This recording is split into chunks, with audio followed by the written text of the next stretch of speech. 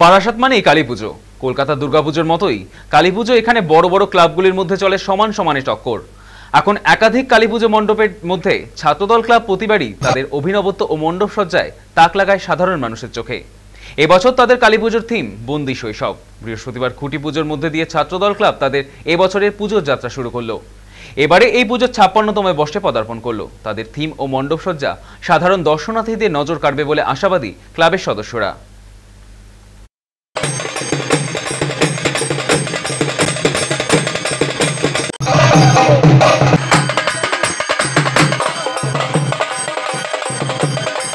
এবারে আমাদের ৫৬তম বর্ষ। আর ছাত্রদল ক্লাব কালী পুজোয় শুধুমাত্র পুজো করে না, পুজোর মাধ্যমে সমাজে একটা মেসেজ দিতে চায়। কারণ এবারও আমরা আমাদের এই মণ্ডপের মাধ্যমে আমরা সমাজের কাছে একটা মেসেজ তুলে ধরছি যে এখন বর্তমান সমাজে আমাদের থিমটা হচ্ছে আমাদের আর্টিস্ট পাশে রয়েছে, থিম হলো বন্দি শৈশব। একটা আজকে বর্তমান প্রজন্ম খেলার মাঠ ভুলে গেছে। বর্তমান প্রজন্মের শিশুরা বলুন, কিশোররা বলুন, আজকে মোবাইলে তারা আবদ্ধ, মোবাইল, ফেসবুক, টুইটারেতে আবদ্ধ।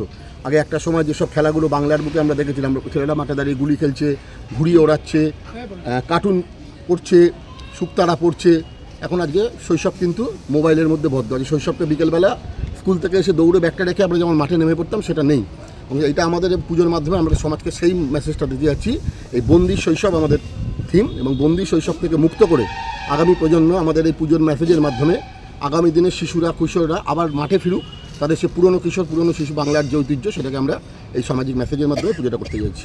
মণ্ডপটা বানাবেন, সেটা মূলত কী দিয়ে বানাবেন মণ্ডপটা? সেটা খেলার যে যাবতীয় দ্রব্যগুলো থাকে, যেগুলো দিয়ে আগে আমরা ছোটোবেলায় খেলতাম, সেই রকম সমস্ত জিনিস যার মধ্যে থাকবে। ধরুন ঘুড়ি থাকছে, তার মধ্যে ব্যাট বল থাকছে, র্যাকেট থাকছে। আমরা তো সবাই এখন সোশ্যাল মিডিয়া হয়ে সবাই খেলার দিক সবাই ভুলে গেছি। তো এবছর সেটারই খেলার যাবতীয় যা দ্রব্যগুলো আছে, সেই সমস্ত যেগুলো দিয়ে আমরা ছোটোবেলায় খেলতাম সবাই, সেগুলোই দিয়ে আমরা এই মণ্ডপটাকে ফুটিয়ে তুলব। এই যে কোনো মডেল ইউজ করবেন?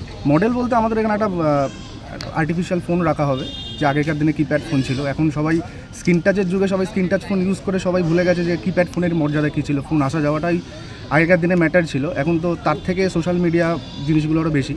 তো আমাদের চেষ্টা ওটাই যে যেন ফোন থেকে যদি বাচ্চারা শরীরে খেলাধুলায় মনোযোগী হয়, সেক্ষেত্রে সমাজ আরও আগে দাঁড়াবে। এটাই প্রচেষ্টা এবারের আমাদের।